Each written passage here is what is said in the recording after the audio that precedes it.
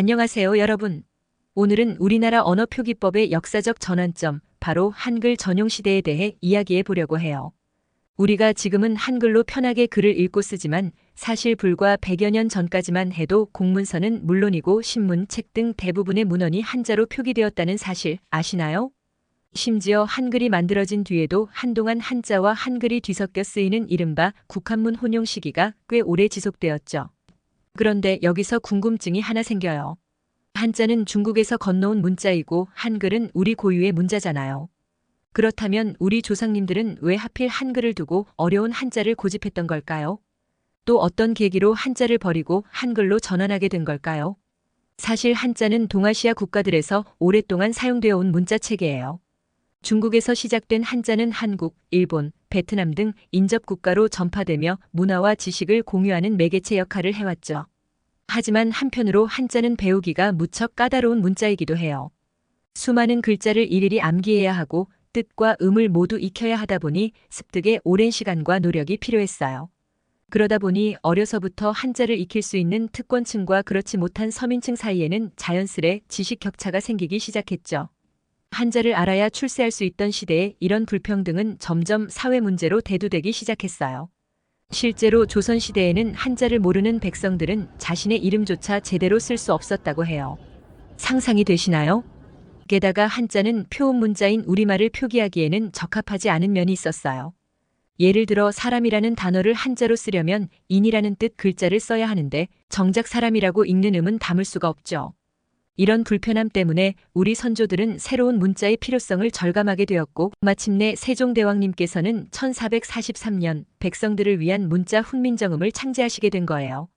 다음은 위대한 문자 한글의 탄생에 대해 알아보겠습니다. 세종대왕은 당시 백성들이 한자 때문에 겪는 어려움을 안타깝게 여기셨죠. 그래서 누구나 쉽게 배우고 사용할 수 있는 문자를 만들고자 하셨어요. 훈민정음이라는 이름에서도 알 수 있듯이 백성을 가르치고 바른 소리를 전하고자 하는 세종대왕의 뜻이 담겨 있답니다. 세종대왕은 직접 한글 창제를 주도하셨어요. 당대 최고의 학자들과 함께 수년간의 연구 끝에 마침내 한글 창제에 성공하시죠. 특히 한글은 사람의 발음 기관을 본떠 만든 과학적인 문자예요. 자음은 발음할 때의 혀와 입 모양을, 모음은 하늘, 땅의, 사람이를 형상화했다고 해요. 이처럼 한글은 실제 발음과 글자의 모양이 잘 어우러진 배우기 쉽고 사용하기 편리한 문자로 설계되었어요. 한글의 우수성은 과학적 설계에서 그치지 않아요. 한글은 표음 문자이면서도 동시에 표의 문자의 성격을 띠고 있어요. 자음과 모음을 조합해 소리를 나타내면서도 뜻을 더할 수 있는 부수를 활용할 수 있죠. 이런 이중적 성격 덕분에 한글은 다양한 언어를 표현할 수 있는 유연함을 갖추게 되었어요. 그런데 한글이 이처럼 뛰어난 문자임에도 처음부터 널리 쓰인 건 아니었어요. 오히려 한글이 널리 퍼지는 데는 수백 년의 세월이 걸렸죠. 한글 창제 이후에도 한동안 한자는 여전히 공식 문서와 학술서에 사용되었어요. 양반 계층에서는 한글을 언문이라 하여 천시하기도 했죠.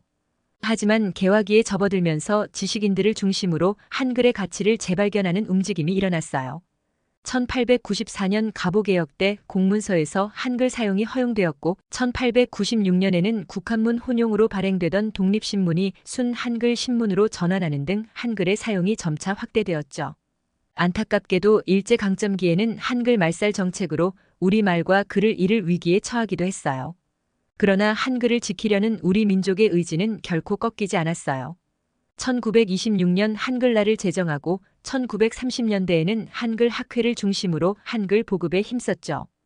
해방 이후에는 한글 전용이 법제화되어 공문서는 물론 신문, 방송, 교육까지 한글 사용이 의무화되었어요. 한글 전용은 민주화와 평등, 지식의 대중화에 기여했고 한국 사회의 근대화를 앞당기는 촉매제가 되었다고 평가받아요. 다음은 오늘날 국제사회에서 높이 평가받는 한글의 우수성과 앞으로의 발전 방향에 대해 이야기해 볼까 해요. 한글의 가치는 이제 우리나라를 넘어 전 세계적으로 인정받고 있어요. 1997년에는 훈민정음 해례본이 유네스코 세계기록유산으로 등재되었죠. 이는 한글이 인류가 보존해야 할 소중한 문화유산임을 국제사회가 공식적으로 확인한 것이라 할 수 있어요. 세계 각국의 언어학자들은 한글을 가장 과학적이고 체계적인 문자 중 하나로 평가하고 있어요. 영국의 언어학자 제프리 샘스는 저서 문자의 역사에서 한글을 문자 발명의 측면에서는 알파벳보다 더 완벽한 체계라고 극찬했죠. 이런 평가에는 한글의 독창적인 창제 원리와 효율적인 구조가 높이 살아있어요. 또한 한글은 심미적으로도 아름다운 문자로 손꼽혀요. 직선과 곡선이 조화를 이룬 한글의 독특한 자형은 현대 디자인에도 다양하게 활용되고 있죠.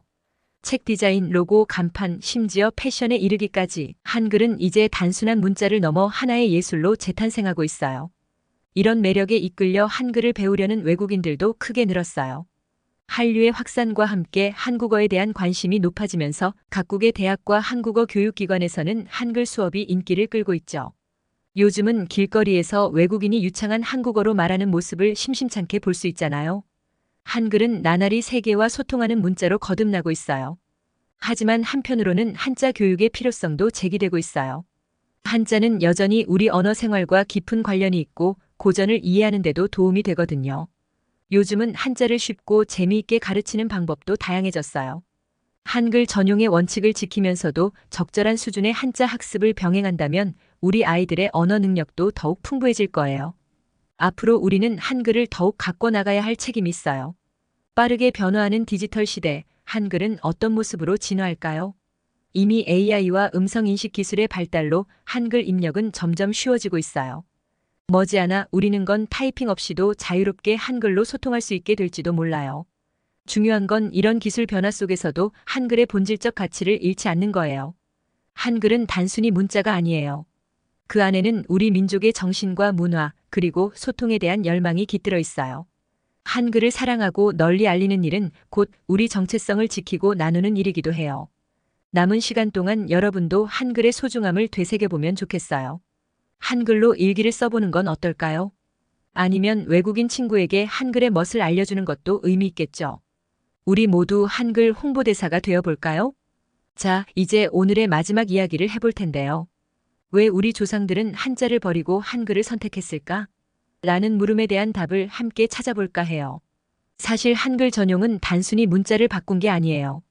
그 이면에는 우리 민족의 오랜 염원과 지혜, 그리고 미래를 내다보는 해안이 담겨 있죠. 한글 전용은 누구나 읽고 쓸 수 있는 문자, 모두가 교육의 혜택을 누릴 수 있는 사회를 향한 열망의 표현이었어요. 한글은 지식의 불평등을 해소하고 백성의 목소리에 귀 기울이려 한 선조들의 노력의 결과물인 셈이죠. 그런 점에서 한글 전용은 근대 민주주의 정신의 싹을 틔운 혁명적 선택이기도 했어요. 또한 한글은 우리 고유의 소리와 정서를 담아내는 그릇이에요.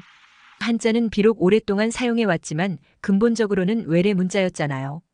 하지만 한글은 우리 입과 혀의 모양을 본떠 만든 우리의 얼과 혼이 깃든 문자예요. 한글을 쓴다는 건 곧 우리의 목소리로 말하고 우리의 가락으로 노래하는 일이랄까요?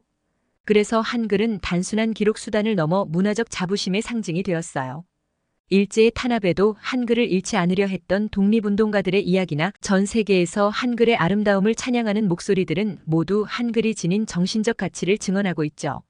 한글의 가치는 여기서 그치지 않아요.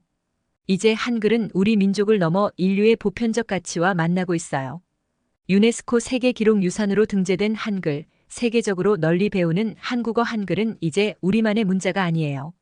세계와 소통하고 문화를 나누는 창구로 거듭나고 있죠.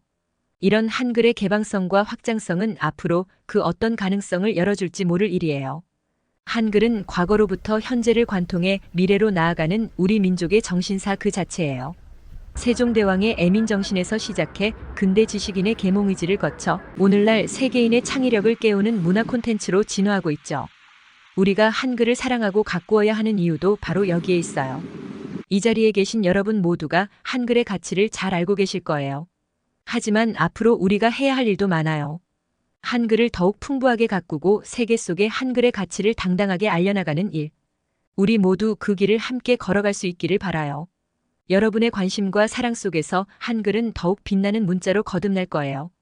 500년 전 한글을 창제하신 세종대왕의 뜻을 이어 500년 후에도 한글의 정신이 우리 곁을 밝히기를 함께 꿈꿔봅니다. 오늘 준비한 이야기는 여기까지예요. 제 영상이 한글에 대한 자부심을 높이고 우리말의 아름다움을 되새기는 작은 계기가 되었으면 좋겠네요. 한글을 가꾸고 지켜나가는 일, 우리 함께 해나가요. 긴 시간 동안 한글 이야기에 귀 기울여 주셔서 감사해요. 여러분 모두가 한글의 주인공이고 한글의 미래예요. 우리의 한글, 우리 모두 함께 가꿔 나가요. 구독과 좋아요는 사랑과 배려입니다. 감사합니다.